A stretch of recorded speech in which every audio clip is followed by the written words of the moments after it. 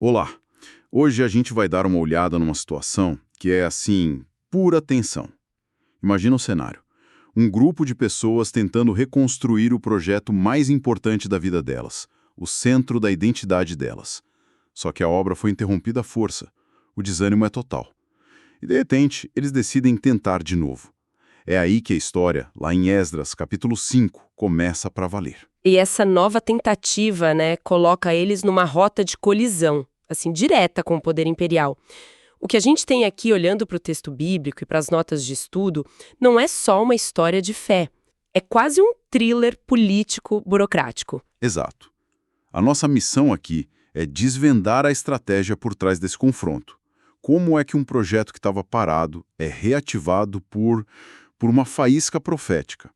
E como uma fiscalização que tinha tudo para ser um desastre vira uma busca por um documento perdido nos arquivos do rei. É uma aula de como navegar em águas hostis. E de como, às vezes, a burocracia pode ser, ironicamente, o caminho para a salvação de um projeto. Ok, então vamos mergulhar nisso.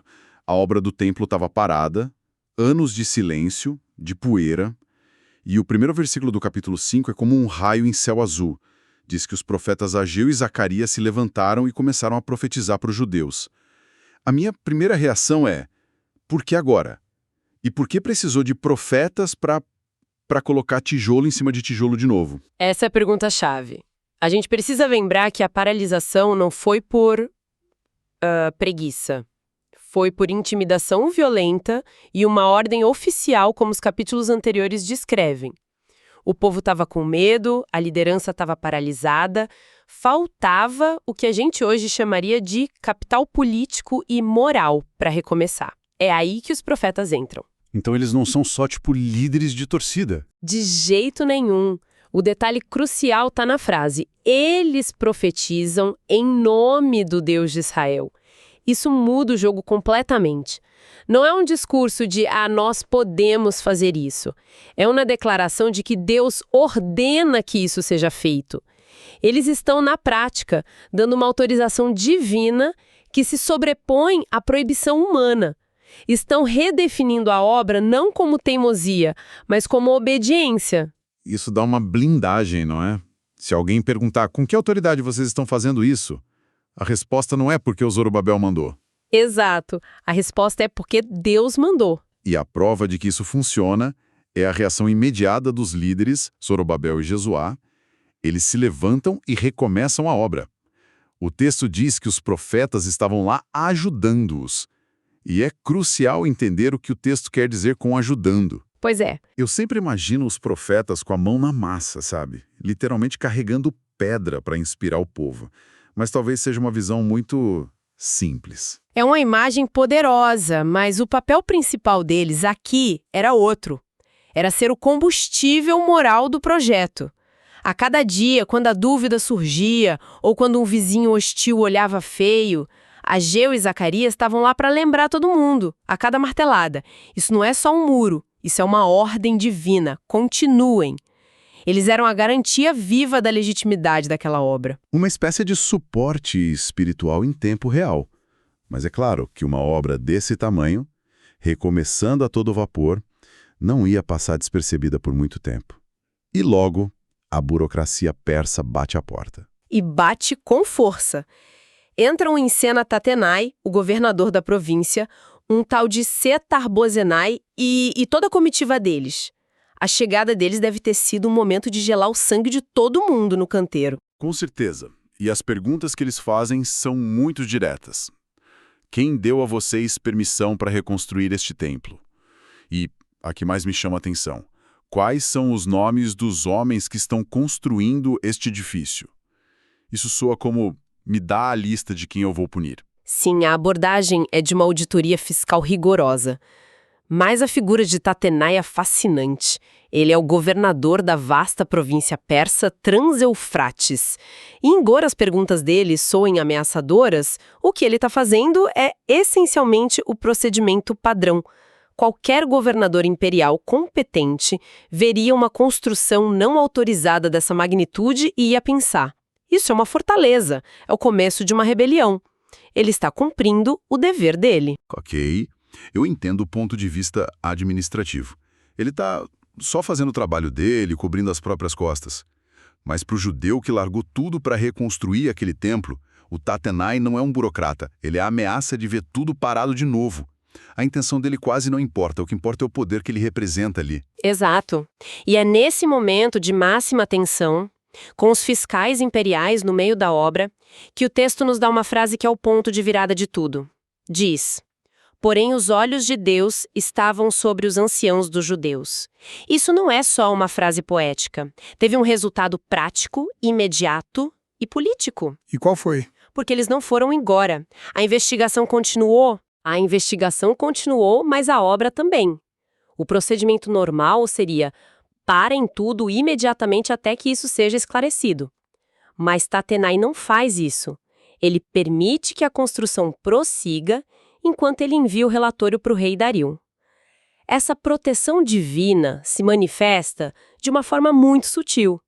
Ela influencia a decisão de um administrador a não tomar atitude mais drástica. A mão de Deus aqui age através de um processo burocrático, garantindo que o projeto não perca o ritmo. Isso é incrível. A obra continua sob investigação. É um voto de confiança gigantesco dos construtores. E isso nos leva à carta que o Tatenai envia para o rei. E aqui a história podia ter tomado um rumo desastroso. Ele podia ter escrito uma carta acusatória, pintando os judeus como rebeldes. O que talvez fosse até mais fácil para ele. Mas o que ele envia ao rei é algo totalmente inesperado. É um documento frio, burocrático, quase como um auditor moderno. E essa falta de paixão é o que muda o jogo. E o que é genial nessa carta é que ela não é uma denúncia. É um memorando corporativo. Tatenai está, antes de tudo, se protegendo. Ele está criando um rastro de papel que diz: eu vi isso, questionei e estou passando responsabilidade para cima. E essa burocracia, essa necessidade de seguir o protocolo, que ironicamente se torna a salvação do projeto. Totalmente. Ele descreve o que viu. A grandiosidade da obra, os materiais de qualidade, a rapidez do progresso, mas a parte mais brilhante é que ele relata com detalhes a defesa que os judeus apresentaram a ele. Ele dá voz ao outro lado. E a defesa deles é uma obra-prima. Eles não chegam dizendo: esta é a nossa terra santa e vocês não mandam aqui. A estratégia é muito mais inteligente. Muito mais. É uma defesa em 3 atos. Primeiro, eles estabelecem um terreno comum. Dizem: somos servos do Deus dos céus e da terra. Para um rei persa como Dário, que também adorava uma divindade celestial, o Ahura, o Mazda, isso não soa estranho. É uma linguagem que ele consegue entender e respeitar. Certo. E o segundo ato? Eles contam a história, mas de um jeito muito estratégico. Admitem que o templo original foi destruído porque seus antepassados provocaram a ira do Deus dos céus. Ou seja, eles assumem a responsabilidade histórica. Isso passa credibilidade. Não estão se fazendo de vítimas, estão dizendo: nós erramos, pagamos o preço e agora estamos consertando as coisas. E então vem o checkmate, o terceiro ato. Eles não baseiam seu direito na fé, mas na lei persa. Eles dizem que o grande rei Ciro, o fundador do império, publicou um decreto oficial no primeiro ano de reinado, ordenando exatamente o que eles estão fazendo: reconstruir o templo. Peraí, a defesa dele se resume a: o chefe antigo do seu chefe nos deu permissão há muito tempo. É uma aposta arriscadíssima. Eles estão contando com a competência do sistema de arquivamento persa para não serem presos. É uma aposta de tudo ou nada. E eles dobram a aposta dando detalhes específicos. Dizem que Ciro devolveu os utensílios de ouro e prata do templo e nomeou um governador, Sesbazar, para começar o trabalho. Eles estão apresentando uma cadeia de comando, um rastro documental. Basicamente é a versão antiga de dizer: isso já foi aprovado no orçamento. Por favor, verifique seus e-mails antes de parar o meu projeto. É genial. Eles transformam uma acusação de rebeldia num ato de lealdade a um decreto imperial fundador. Eles estão dizendo para o Dário: se você nos parar, você estará desrespeitando a palavra do grande Ciro. Colocaram o rei numa sinuca de bico. E é por isso que a carta de Tatenai é tão cuidadosa. Ele entende a gravidade da alegação. Ele não pode simplesmente ignorar. Então ele termina a carta com um pedido muito lógico e direto ao rei Dario. Que é o clímax do capítulo. Depois de apresentar todos os fatos, ele basicamente lava as mãos e diz: agora, se parecer bem ao rei, que se faça uma busca nos arquivos reais, na Babilônia, para ver se essa história de um decreto de Ciro é verdade. E depois que o rei nos mande sua decisão sobre o assunto. Ele joga a batata quente pro palácio. Relatei o que vi, agora o problema é de vocês aí na capital. Achem esse papel e me digam o que fazer. Do ponto de vista administrativo, é a jogada perfeita. Ele não toma partido, apenas pede uma verificação. Mas para os judeus, esse momento deve ter sido de um suspense insuportável. Eles apostaram o futuro de toda a nação na existência de um documento com talvez 50 anos de idade, guardado em algum lugar nos vastos arquivos de um império estrangeiro. E se não encontrassem? Se não encontrassem, a obra seria paralisada permanentemente. Eles seriam marcados como mentirosos e provavelmente punidos por insubordinação. Tudo estava em jogo. E o que torna a história ainda mais interessante é que o Tatenai sugere procurar na Babilônia, que era o arquivo principal. Mas, como a história vai revelar, o decreto não estava lá. Que desastre! Então a busca inicial daria em nada. Exatamente. O que poderia ter sido o fim da linha. Mas a burocracia persa, com sua eficiência quase obsessiva, salvou o dia. Eles mantinham cópias e registros em vários locais, incluindo as capitais de verão. O decreto vai ser encontrado, mas não onde Tatenai sugeriu. Estava em Acmeta, outra cidade. Isso mostra algo fundamental para a narrativa.